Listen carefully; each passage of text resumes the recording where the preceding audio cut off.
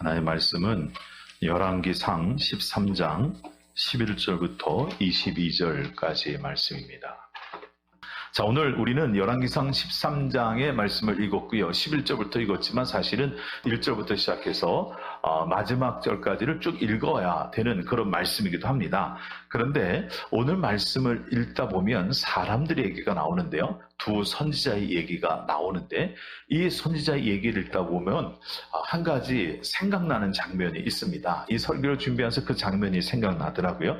그게 군대 가서 받았던 유격훈련입니다. 군대 가는 이 청년들이 군대 가서 웬만하면 빠지고 싶은 훈련이 유격훈련입니다. 그래서 어떻게 하든지 꾀를 내요. 어떤 사람들은요, 유격훈련 가지 않으려고 축구하다가 다치는 사람도 있어요. 부상 가면 안 나가거든요. 또 어떤 고참들은요, 유격훈련 안 가려고 휴가 일정을 잘 조절해서 유격 나가는 때 휴가를 가는 친구들도 있어요. 어떻게 하든지 빠지려고 그래요. 왜냐하면 굉장히 힘들거든요.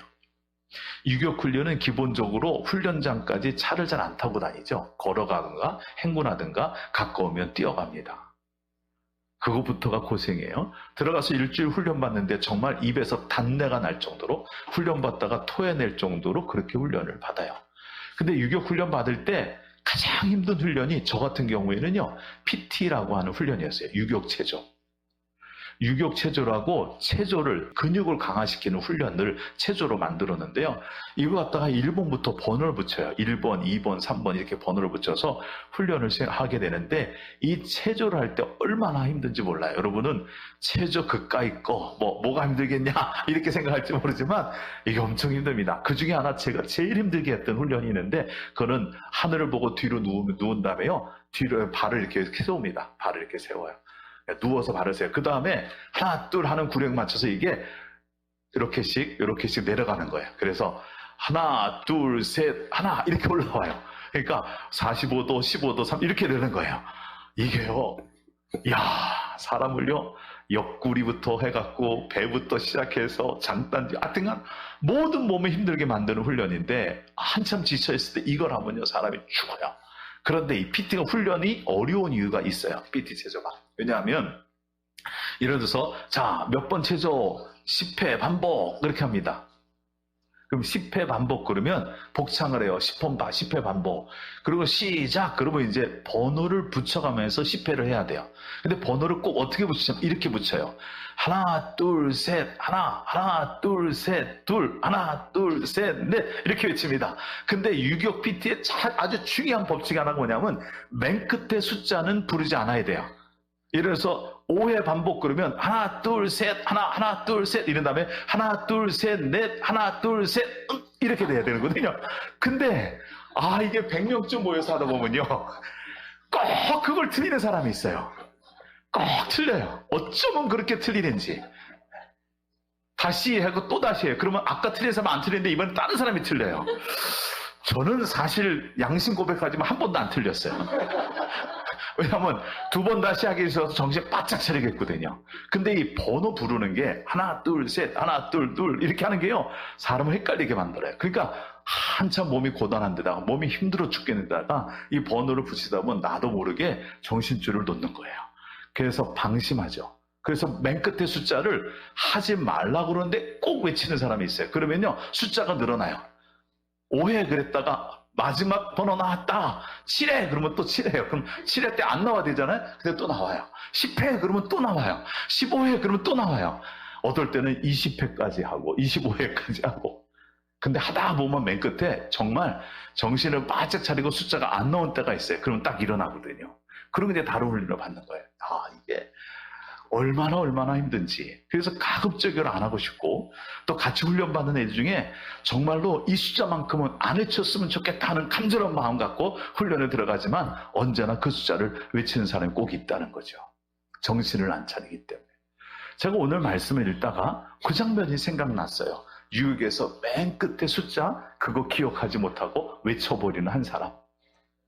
그 실수로 인해서 어려움을 당하게 만드는 한 사람. 그 사람이 생각이 나더라고요. 오늘 말씀의 내용은 이렇습니다. 13장 1절부터 읽어보면 북왕국의 왕으로 하나님이 세워졌던 여로보암이라는 사람이 하나님의 말씀을 어기고 시작부터 우상 숭배를 합니다. 절기를 다 바꿔버리고요. 제사장 자기 마음대로 세워 보이고요. 그리고 제단도 베델과 단이라는 곳에 만들어서 금송아지를 섬기는 우상 숭배를 시작을 합니다. 그랬더니 하나님께서 남쪽 유다에 살고 있던 한 선지자를 불러서 그 사람을 올라가라고 그래. 베델로 가라. 그래서 여로보암을 만나서 시키는 말을 하라고 그럽니다. 사실 남과 북에 나눠질 때 하나님을 잘 섬기는 사람들은 북왕국에 남지 않고 다 남왕국으로 내려왔어요. 그래서 선지자들이 거의 남쪽에 있었거든요. 이제 하나님의 사람을 하나님이 시켜서 올라갔어요. 올라갔더니 베델이라는 곳에 번제단이 있다고 그랬잖아요. 거기다가 제단에 불을 피우고 여로보암이 분향을 하고 있는 거예요. 이거 자체가 율법을 어긴 겁니다. 분향단에는 왕이 분향할 수 없습니다. 제사장해야 되는데 분향단에다가 자기가 분향하고 있죠. 금송아지를 섬기는 제단입니다. 거기 하나님의 선지자가 가더니 하나님 시키는 말을 합니다. 하나님께서 말씀하시기를 다윗의 집안에, 다시 말하면 남유다의 왕 중에 요시야라는 사람이 왕이 되면 그가 이 제단 위에서 분향하고 불사르는 그 제사장을 잡아다가 이 제단에서 불사를 것이고 제물로 바칠 것이고 그 사람의 뼈를 이 분향단 위에서 사르게 될 것이라고 그렇게 얘기를 했어요. 이 얘기는 하나님께서 이 북왕국 이스라엘 가만두지 않겠다고, 우상 숭배하는 이 나라 가만두지 않겠다는 하나님의 경고였죠. 그러면서 이 선지자가 얘기하기를 그 증거가 있는데, 이것이 반드시 되어야 될 징조가 있는데, 그것은 분향단이 갈라지고 그 단 위에 재가 쏟아지게 될 것이다 라고 소리를 쳤어요. 분향하고 있던 왕이 그 소리를 듣는 순간 얼마나 기분이 나빴겠어요. 하나님이 가만두지 않겠다는 소리를 듣고 얼마나 기분이 나빠요. 그러니까 분향하던 이 왕이 손을 들고서 손가락질하면서 신하들에게 저놈 붙잡아라 라고 소리를 쳤는데, 그만 손이 굳어버렸어요. 마비가 돼버린 거야. 이게 들어오지가 않는 거야. 너무 놀랬죠. 그러니까 이 여로보암이 그때서야 이 하나님의 사람에게 부탁을 합니다. 너의 하나님, 당신의 하나님에게 좀 간구해서 내 손을 좀 정상으로 만들어 달라. 그랬더니 하나님의 선지자가, 하나님의 사람이 하나님께 자비와 긍휼을 베풀어 달라는 기도를 해요. 그래서 여로보암의 손이 제대로 돌아왔어요. 그러니까 이 사람이 보통 사람이 아닌 걸 알았잖아요. 하나님의 사람이. 그래서 그에게 얘기합니다. 우리 집으로 가십시다. 내가 당신에게 예물을 드리고 싶습니다. 이렇게 얘기했더니 이 사람이 하나님이 주셨던 말씀을 전해요. 나는 당신을 따라 당신의 집에 가지 않을 거다. 왕이 당신 집안의 재산의 반을 나한테 준다고 할지라도 나는 당신의 집에 가지도 않을 것이요, 그 집에서 물도 마시지 않고 떡도 먹지 않을 것이요, 그리고 내가 왔던 길로도 되돌아가지 않을 거다. 하나님이 그렇게 말씀하셨다. 그렇게 얘기하면서 거절을 해요. 거절을 하고서 정말로 하나님이 시킨 그대로 여로보암을 따라가지 않고 다른 길로 해서 이제 자기 집으로 가려고 길을 나섰어요. 그런데 그 장면을 그 자리에서 보고 있던 한 젊은이 중에 한 사람이 자기 집으로 막 뛰어갔어요. 뛰어가서 자기 아버지한테 얘기하는데, 그 아버지가 베델에 살고 있던 늙은 선지자다 이렇게 써 있어요. 이 사람은 가짜일 가능성이 커요. 믿음을 버린 사람일 가능성이 커요. 왜냐하면 대부분의 선지자들은요, 우상 숭배하는 베델에 남아 있지 않았거든요. 근데 이 사람은 베델에 남아 있었고, 또 특히 그의 아들은 금송아지를 섬기는 제단에 가서 분향하는 자리에 있었다는 것을 보면 이 아들은 우상 숭배자였던 거예요. 그러니까 그런 이제 늙은 선지자한테 와서 그 자리에 있었던 얘기를 하는 거예요. 너무 놀라서. 글쎄 갔더니 이런 일이 있었다고, 어떤 사람이 와서 하나님의 이름을 선포했고 제단이 갈라져 재가 떨어졌고 하나님이 이런 예언을 주셨는데 그 왕의 팔이 이렇게 됐었다고, 이런 쫙 얘기를 하니까 늙은 선지자가 가만 듣더니 이 사람을 만나고 싶은 거예요. 자기와 다른 사람이잖아요. 하나님의 음성이 임한 사람이고 하나님이 시켜서 했는데 그런 역사가 나타난 사람이고, 이 사람이 어떤 사람인지 한번 내가 만나보고 싶다 하는 생각이 드는 거예요. 그래서 부지런히 낙의 안장을 지우고 그러고서 그 아들이 알려준 길을 가다 보니까 상수리 나무에 앉아있는 그 하나님의 사람이 보였어요. 가서 묻습니다. 당신이 유다에서 올라온 하나님의 사람 맞느냐? 그렇다고. 그런 얘기를 하니까 이 늙은 선지자가 얘기합니다. 우리 집으로 가십시다. 내가 당신에게 물을 마시게 하고 떡을 대접하고 식사를 대접하고 싶다. 이렇게 얘기를 해요. 그랬더니 이 사람이 이제 뭐라고 얘기해야 되겠어요? 나는 당신을 따라 함께 돌아가지도 못하겠고 그와 함께 들어가지도 못할 거다. 그리고 나는 당신의 집 있는 이 베델에서 물도 마시지 않고 떡도 먹지 않을 거다.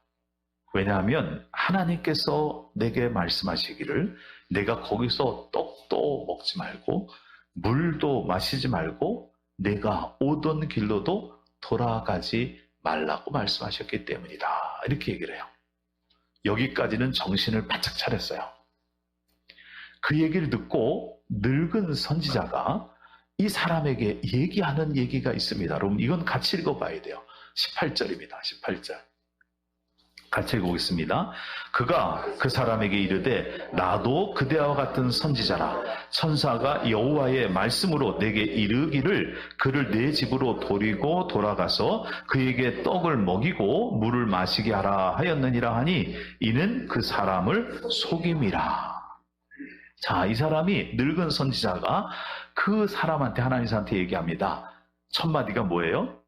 나도 그대와 같은 선지자다. 이 말에 마음의 빗장을 풀었어요. 그래, 두 번째, 천사가 여호와의 말씀으로 내게 이르기를. 누가 얘기했어요? 천사가 하나님의 말씀을 하신 거예요. 그러니까 여기에 또 마음이 또 열렸어요. 이르시기를 그를 내 집으로 데리고 돌아가서 그에게 떡을 먹이고 물을 마시게 하라 라고 하셨다. 그런데 이런 일이 있었을까요? 없었을까요? 없었어요. 늙은 선지자가 꾸며낸 얘기예요. 그렇게 얘기했는데, 자, 그러면 19절이요. 이 하나님의 사람이 어떻게 했을까요? 이에 그 사람이 그와 함께 돌아가서 그의 집에서 떡을 먹으며 물을 마시니라. 가면 안 되는데 갔어요. 따라가면 안 되는데 따라갔고 물과 떡을 먹으면 안 되는데 그걸 먹었어요. 그런데 여기 갈 때까지만 하더라도 이 하나님의 사람이 자기가 하나님의 말씀을 불순종하고 있다는 걸 몰랐습니다. 이 사람을 데리고 갔던 늙은 선지자가 물론 거짓말을 하긴 했지만 그것이 그렇게 잘못된 일이라고 생각하지 않았던 것 같아요. 그런데 황당한 일이 벌어져요. 같이 앉아서 식사를 하고 있는데 갑자기 하나님의 영이 이 늙은 선지자에게 임한 거예요. 하나님의 영이. 그러니까 자기도 모르게 입을 열려서 하나님이 주시는 말을 그 사람 앞에 얘기를 해버리는 거예요. 하나님한테. 이때 황당한 얘기를 해요. 보세요. 자, 21절입니다. 같이 읽습니다. 그가 유다에서부터 온 하나님의 사람을 향하여 외쳐 이르되 여호와의 말씀에 내가 여호와의 말씀을 어기며 내 하나님 여호와께서 내게 내리신 명령을 지키지 아니하고 돌아와서 여호와가 너더러 떡도 먹지 말고 물도 마시지 말라 하신 곳에서 떡을 먹고 물을 마셨으니 내 시체가 내 조상들의 묘실에 들어가지 못하리라 하셨느니라 하니라. 아니 갑자기 와서 식사할 때까지만 아무 문제 없었는데 식사하는 중간에 갑자기 하나님의 영이 임하고 하나님의 신이 임하더니 이 예언을 하지 못했더니 하나님 선지자가 갑자기 입을 열어서 늙은 선지자가 얘기를 하기 시작을 하는데 내가 하나님의 말씀을 어기고 하나님의 명령을 어겼다. 그래서 내가 가지 말라고 한 것에 갔고 먹지 말라는 것을 먹고 마시지 말라는 것을 마셨으니 너는 이제 죽을 거라고. 근데 편히 죽지 못할 거라고.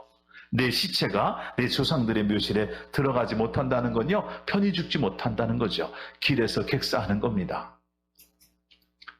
그 순간 하나님의 사람과 베델의 늙은 선지자의 그 식사 자리가 얼마나 어색했을까요? 얼마나 어색했을까요? 그리고 이 선지자, 하나님, 유다에서 왔던 하나님의 사람, 이 사람은 그 소리를 듣고 일어나서 짐을 싸고 나귀를 타고 자기가 가야 될 길을 가기 시작을 했어요. 그런데 얼마 못 가서 길에서 사자가 와서 이 선지자를 물어서 죽입니다. 그리고 이 소식을 듣던 늙은 선지자가 부지런히 가서 그 죽은 하나님의 사람을 데려다가 자기 묘실에 장사할 때 엉엉거리서 웁니다. 내 형제요. 내 형제에서 울어요. 불쌍해서. 자기가 거짓말해서 죽은 거 아니에요. 그러니까 이 사람이 애초부터 나쁜 의도가 있었던 건 아닌 것이 분명해요. 그리고 아들한테 얘기하기를 내가 나중에 죽으면 내 뼈를 저 사람의 뼈 옆에 묻어달라고. 그렇게까지 얘기를 해요. 자, 이 사건이 우리에게 주고자 하는 메시지의 핵심은 어디 있냐면 그것은 바로 여기 있어요. 그것은 32절에 보면 나오는데요. 32절에 이런 얘기가 나옵니다. 그가 여호와의 말씀으로 베델에 있는 제단을 향하고 또 사마리아 성읍들이 있는 모든 산당을 향하여 외쳐 말한 것이 반드시 이룰 것임이라. 이게 사실은 이 사건의 핵심이에요. 하나님께서 말씀하신 것은 반드시 이루어진다. 그리고 반드시 지켜야 된다라는 거죠. 하나님께서 말씀한 것은 쉽게 어길 수 있는 것이 아니라는 거예요. 그래서 하나님의 사람이 이렇게 하나님 말씀에 불순종하여 죽은 것이 하나님의 말씀을 어겼기 때문에 하나님 말한 대로 죽은 것처럼 하나님께서 베델에게 또 여로보암에게 외쳤던 그 말씀도 그대로 이루어질 것이라고 이 늙은 선지자가 얘기를 해요. 그러나 여로보암은 그걸 깨닫지 못합니다. 이게 사실은 이 메시지가, 이 사건이 우리에게 주려고 하는 그 사건의 핵심이에요. 그런데 저는 이 하나님의 말씀이 반드시 이루어진다는 이 말씀이 중요한 말씀임에도 불구하고 자꾸만 이 죽은 사람에게 눈이 가요. 죽은 선지자에게. 좀 안타깝죠. 좀 아쉬워요. 안 죽을 수도 있었을 텐데. 조금만 정신을 차렸다면, 마치 유격에서 마지막 번호 정신 바짝 차리고 그거 딱 기억하고 그 소리를 안 했으면 더 고통 안 받는 것처럼 이 사람도 정신 바짝 차리고 있다가 하나님이 돌아가지 말라고 그랬으니, 하나님 물도 떡도 먹고 마시지 말라고 그랬으니 할 수 없다고 딱 거절했으면 안 죽었을 거 아니에요. 그렇죠? 근데 마지막에 그거를 방심했어요. 왜?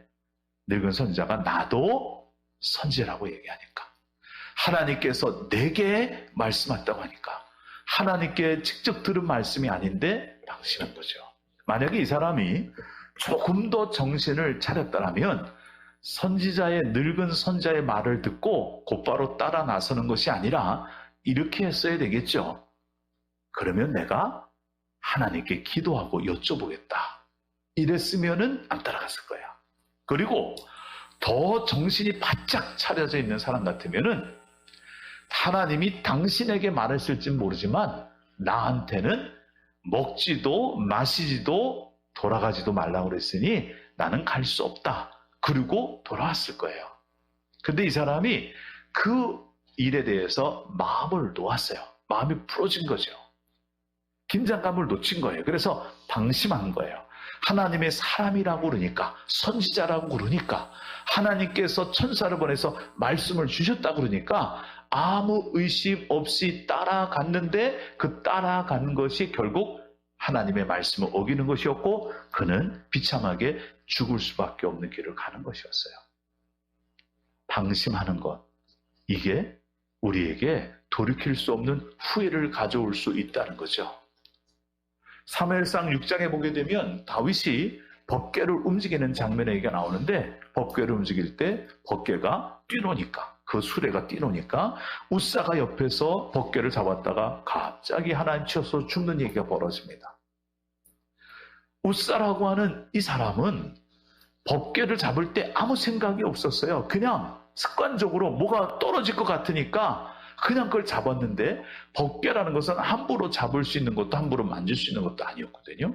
순간적으로 방심한 거죠. 다윗은 늘 하나님 앞에 온전히 살려고 애를 썼던 사람인데 단 하루 전쟁에 나가지 않고 왕궁 위에서 거닐다가 한 여인을 보고 그 여인을 범해버리고 맙니다. 마음의 방심이 가져온 죄였어요. 그리고 그것으로 그 집안에 피 흘림의 역사가 계속되고요. 그 집안에 성의 범죄의 역사가 계속되는 이런 일들이 벌어집니다. 조금 방심했는데 그 방심한 것이 가져오는 결과는 참 후회할 만한 일들이 자꾸만 벌어지고야 말더라라는 거죠. 하나님은 오늘 이 하나님의 사람의 죽음을 통해서 우리에게도 동일한 메시지를 준다고 좀 봅니다. 우리도 방심하지 말아야 됩니다. 신약성경에 보게 되면 신약성경 안에 이 사도행전 이후에 기록된 이 서신들의 얘기를 보다 보면 교회 안에 많은 이단들이 생겨나는 것을 봐요. 근데 이단들이 생겨날 때 그 이단들의 표현을 가끔 이런 표현을 씁니다. 그들이 가만히 들어왔다. 티를 내고 들어왔으면 알 텐데 가만히 들어왔다가 어느 날 보니까 엉뚱한 얘기를 하는 거예요. 오늘날도 교회 안에 이단들이 들어올 때 티를 내고 들어오기보다는 가만히 들어올 때도 참 많습니다. 근데 방심하고 있으면, 깨어있지 않으면 넘어갈 수밖에 없다는 거죠. 그래서 사도 베드로는 그렇게 얘기합니다. 근신하라, 깨어라. 너희 대적 마귀가 우는 사자같이 삼킬 자를 두루 찾아다닌다고. 깨어있지 않으면, 방심하고 있으면 결국은 우리는 사탄의 꾀임에 넘어갈 수밖에 없고 결국 그 일로 인해서 우리는 많은 시험과 환난과 어려움을 겪을 수밖에 없다는 얘기죠. 그러므로 깨어 있어야 된다는 거예요. 방심하지 말아야 된다는 거죠. 그렇다면 우리는 어떤 면에서 깨어 있어야 되고 방심하지 말아야 되느냐라고 생각할 때 한 가지 우리가 오늘 본문에서 생각해 볼 수 있는 것은 우리가 하나님의 말씀을 뒤로 제껴놓고 사는 일에 대해서 방심하면 안 됩니다. 이 한 사람, 하나님의 사람, 하나님이 보낸 이 선지자는 하나님의 말씀이 가장 우선이어야 됐던 사람이에요. 그런데 한 늙은 선지자가 가서 얘기하는 순간 하나님께 직접 받았던 말씀이 저 뒤로 가버렸어요. 이게 우리가 자주 범하는 실수라는 거죠. 하나님은 신명기의 말씀에 쉐마라는 말씀을 주면서 들으라 이스라엘아 이렇게 얘기하면서 그 이스라엘에게 주신 말씀 중에 이런 얘기를 쓰고 있습니다. 너는 마음을 다하고 뜻을 다하고 힘을 다하여 내 하나님 여호와를 사랑하라. 오늘 내가 내게 명령하는 이 말씀을 너는 마음에 새겨라. 그리고 이 말씀을 자녀에게 부지런히 가르칠 뿐만 아니라 집에 있을 때든지 길을 갈 때든지 누웠을 때든지 일어날 때든지 이 말씀을 강론해라. 그리고 너는 그것을 내 손목의 기호로 삼고 내 미간에 붙여 표로 삼고 또 내 집문설주와 바깥문에 기록하라 그랬어요. 이 말은 다시 말하면 하나님께서 이스라엘 백성에 주는 그 하나님의 말씀 따로 떼놓고 잊어버리고 살지 말라는 거예요. 하나님의 말씀이 가장 중요하다는 거죠. 그 말씀을 지키며 사는 것이 하나님을 마음과 뜻과 힘을 다하여 사랑하는 것이라고 얘기하고 있는 거예요. 그래서 그 말씀을 잊어버리지 말라는 거죠. 마음에 새길 뿐만 아니라 눈에 보이도록 피부에 닿도록 그래서 손목에 기호를 삼고 그리고 이마, 미간에 붙이고 심지어는 문에 들어가는 문설주에도 바깥문에도 그 말씀을 기록해 놓고 붙여놓고 그래서 그 말씀 잊어버리지 말라는 거죠. 그 말씀을 뒤로 놓고 잊어버리고 살지 말라는 거예요. 그래야 하나님이 주시는 땅에 들어가서 잘 살 수 있을 거라고 하나님 말씀하고 있는 거죠. 하나님은 우리가 하나님의 말씀보다 앞서가기를 원치 않으세요. 우리가 하나님을 사람으로 살아갈 때 우리가 종종 이런 실수를 범하는 거예요. 하나님의 말씀을 앞세우지 않고 내 생각을 앞세우고 내 감정을 앞세우죠. 하나님께 기도하지 않고 내가 하고 싶은 대로 먼저 뛰어나가는 경우가 얼마나 많아요. 하나님이 우리를 끌고 가셔야 되고 우리를 이끌어 가셔야 되는데 우리가 종종 하나님께 나를 인도해달라고 기도하면서도 종종은 하나님 뒤쫓아오세요 그러고 따라갈 때가 너무 많아요. 내가 먼저 앞서가는 거죠. 근데 하나님 분명히 말하거든요. 하나님의 말씀이 우선이지 사람의 말이 우선이 아니에요. 하나님의 말씀이 우선이지 내 생각이 우선이 아니에요. 그것이 먼저 가야지 내가 제대로 가는 것이지, 내 생각, 내 감정, 내 판단, 내 경험, 이거 가지고 가기 시작을 하면 믿음이 산으로 가는 거죠. 그 우상숭배와 같은 거예요. 결국 그것 때문에 하나님을 믿는 믿음이 흔들리고 삶에 어려움이 오고 시험거리가 오는 거거든요. 근데 우리는 자꾸만 방심해요. 여러분은 어떻습니까? 하루를 시작할 때 말씀보다 말씀 읽지 않고 말씀 마음에 새기지 않고 기도하지 않고 하루를 시작하며 사시는 때는 없으십니까? 우리는 어떤가요? 우리는 하나님의 말씀이 우선이고 하나님의 음성이 우선이고 하나님께 기도하는 게 우선인데, 혹시 우리는 주변 사람들의 말에 더 귀를 기울이고 있지는 않습니까? 하나님을 잘 믿으면 믿을수록, 하나님을 오래 믿으면 믿을수록 이제 좀 뭐 안다고 방심하는 경우가 있어요. 근데 그러면 안 된다는 거거든요.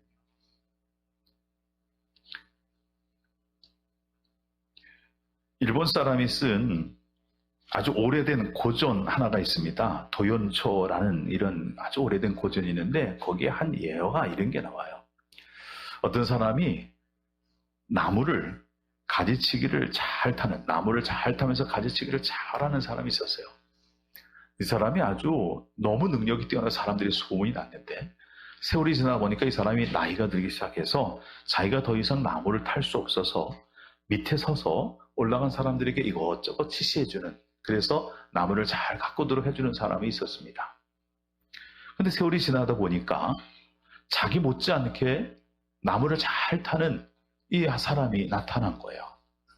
그런데 어느 날, 어느 해 나라에서 가장 큰 나무를 이제 손질해야 될 일이 있어서 그 나무를 잘 타는 젊은이하고 예전에 나무를 잘 탔던 이 전문가하고 둘이 이제 간 거예요. 그래서 이 사람이 밑에서 위에 올라가서 나무 타고 나무 손질하는 사람을 바라보는 거죠.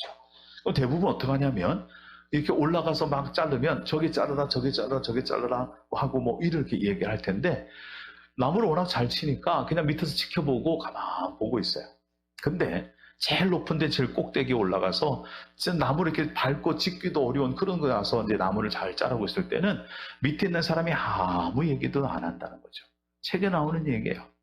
근데 이 사람이 이제 위에 걸 다 자르고 거의 밑으로 내려와서 이제 거의 내려올 지경이 됐는데, 그때 이 전문가, 나이 많은 전문가가 얘기하는 거야.